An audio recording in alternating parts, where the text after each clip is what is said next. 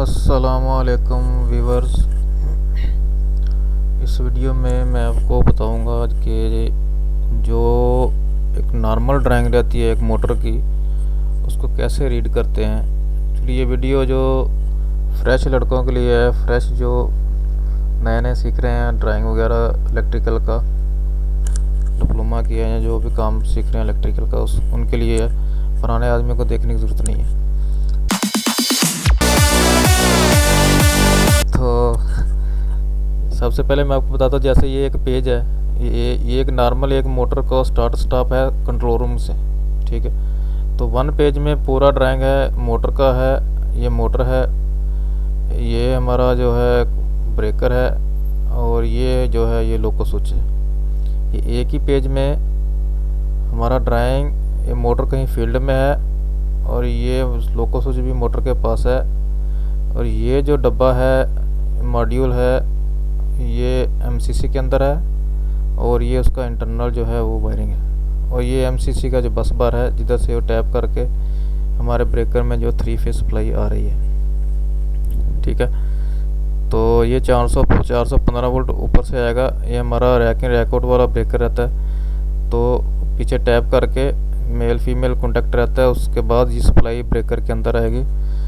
तो थोड़ा सा मैं जूम कर देता हूँ। ये 150 एम्पेयर का ब्रेकर है। उसके बाद ये जो F1 है, सबसे पहले एक चीज़ आपने देखनी है ज़रूरी कि कोई भी चीज़ है उसका जो टैग रहता है सिंबल ब्रेकर का, और ब्रेकर का जो नाम दिया रहता है, किसी को Q1 दिया रहेगा, कोई F1 दिया रहेगा, कोई कुछ भी जो ड्राइंग बनाने वाले नॉर्मल वो कुछ भी नाम दे देंगे एक चीज़ को। तो जैसे लोको स्विच है तो LCB, या इधर जो है K02 दिया हुआ है, ठीक है। तो ए ड्राइंग में जो नाम दिया हुआ है ब्रेकर को वो दिया हुआ है F1, ठीक है, और कॉन्टैक्टर को नाम दिया हुआ है C1। कुछ जगह में K1 लिखा रहेगा कॉन्टैक्टर का नाम, और इसमें E1 दिया हुआ है ओवरलोड को, ठीक है। तो ये जो चीज़ है ये बहुत ज़रूरी है आपको देखने के लिए कि जो ड्राइंग पढ़ने के लिए जो किस चीज़ को क्या नाम से ड्राइंग में मेंशन किया हुआ है, ठीक है।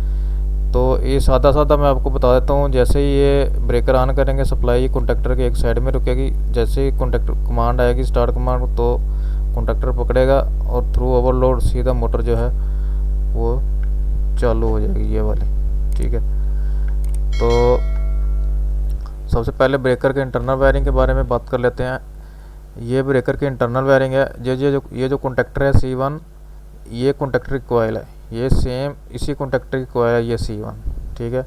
ये 220 वोल्ट 230 वोल्ट लिया हुआ है, और ये TB से लेके ये जो इंटरनल वायरिंग है मैं इसकी बात कर रहा हूँ। इंटरनल वायरिंग में सबसे पहले इसका जो कंट्रोल वायरिंग रहता है, जो ब्रेकर में सिग्नल दिया है या ब्रेकर से सिग्नल लिया है। मसलन एक स्टार्ट कमांड दिया है तो वो सिग्नल ब्रेकर को जाएगा। अगर कोई फीडबैक लिया है तो वो ब्रेकर से फीडबैक जो है वो ब्रेकर से सिग्नल आउट लिया है, हमने कहीं यूज़ किया है, कहीं PLC में किया है या DCS में किधर भी किया है, तो वो सिग्नल हमने ब्रेकर से कुछ सिग्नल लेते हैं, कुछ ऑन करने के लिए इसको देते हैं, ठीक है। तो ये सिग्नल जो इसको देना है, कुछ कमांड स्टार्ट कमांड या फीडबैक या जो फॉल्ट लेना है ओवरलोड, तो ये साइड में जो आपको नंबर दिख रहे हैं ये 9 1 2 3 4 5 6 10, ये साइड में एक TB रहेगी कंट्रोल वायरिंग के लिए, ठीक है। तो ये कंट्रोल वायरिंग TB है। ये TB से कनेक्ट करके ये जो सिग्नल है हमने ये DCS में लिए हुए हैं। ये जो है ये DCS के सिग्नल है, ये वाले सारे, ये, ठीक है। ये भी DCS से आउटपुट आएगा। तो ये जो है 230 वोल्ट सप्लाई है 9 में और 10 में, न्यूटन और फेस, और ये 24 वोल्ट है। ये जो सर्किट है इतना सा, ये कंट्रोल है 24 वोल्ट का कंट्रोल है, ठीक है, ये वाला। और ये जो सर्किट है ये इतना सा, ये 230 वोल्ट का, और ये जो है सीधा ये पावर का है, ठीक है। एक्चुअली कॉन्टैक्टर 230 वोल्ट का है, इसके लिए ये 230 वोल्ट लेके ये जो एक NC कॉन्टैक्ट आपको दिख रहा है ये E1 ओवरलोड लेकर है। जैसे E1 है, E1 के 2 कॉन्टैक्ट हैं। जैसे ये E1 इधर दिखाया है सिंबल, इसके ये जो एक्सिलरी कॉन्टैक्ट है एक NC और एक NO। तो NC के थ्रू, और ये जो D1 है ये रिले है 24 वोल्ट का, ये वाला जो रिले D1 का कॉइल है, ये कॉइल है और ये उसका कॉन्टैक्ट है। तो जैसे 230 वोल्ट आएगा इसके एनसी के थ्रू होके D1 के NO के थ्रू होके C1 कॉन्टेक्टर ये इसके कॉन्टेक्टर को पकड़ेगा। जैसे ये कमांड आएगी तो ये D1 जो है ये NO NC हो जाएगा, तो सीधा मोटर चालू हो जाएगी। ये तो हो गया इसका स्टार्ट के लिए। तो स्टॉप के लिए भी सेम है, जब ये छूटेगा D1 तो ये स्टॉप हो जाएगा। तो ये हो गया स्टार्ट स्टॉप का, ठीक है। बाकी जो इससे जो सिग्नल लिए हुए हैं फॉल्ट के कंट्रोल के, ये जो 24 वोल्ट दिया हुआ है ये सिग्नल DCS को फॉल्ट के जाते हैं। जैसे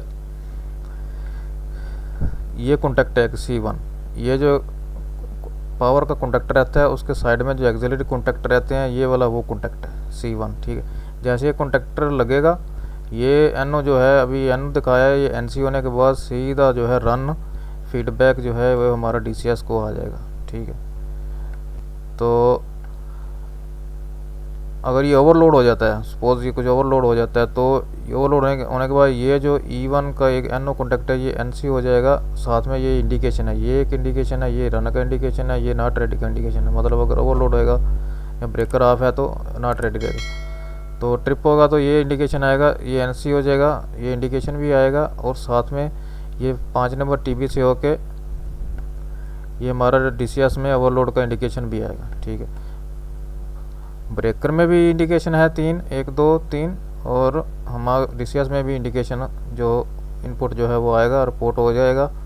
तो हमारा DCS में जिधर भी हमने ये रीड करने के लिए दिया हुआ है उधर पता चल जाएगा कि हाँ भाई ये फलाना ड्राइव जो है वो रीसेट फॉल्ट आ गया, ट्रिप हो गया, ठीक है। इसके बारे में पता चल गया, ये TB के बारे में पता चल गया, ठीक है।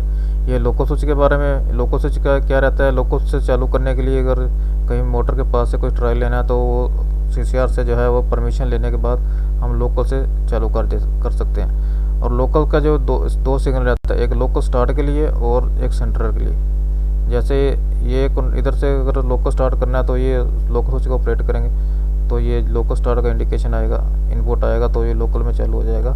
सेंटर में डालेंगे तो सेंटर में डालने के सेंट्रल का मतलब है कि CCR से चालू करने के लिए सेंट्रल में डाल के रखेंगे तो ये DO के एक साइड में सप्लाई आकर रुकेगा, और सीधा CCR में ये भी बताया कि हाँ भाई CCR से चालू करने के लिए रेडी है सेंट्रल, ठीक है। तो ये CCR से चालू करेगा, ये DO कॉन्टेक्ट बनेगा, सीधा ये D1 रिले पकड़ेगा, मोटर चालू हो जाएगा, ठीक है। ये तो हो गया इसका सिंपल सा ड्राइंग। बाकी दूसरा ड्राइंग में पढ़ने के लिए एक चीज़ और बहुत ज़रूरी है, जो ये ड्राइंग में जो है ये लिखा हुआ है, ये जो है BK1 BK2 BK3 BK5 BK4 BK6, ठीक है। ये BK1 BK3 ये क्या चीज़ है, ये है जो हमारी जो कंट्रोल केबल है ना, ये जो लाइनें हैं ये केबल है कंट्रोल।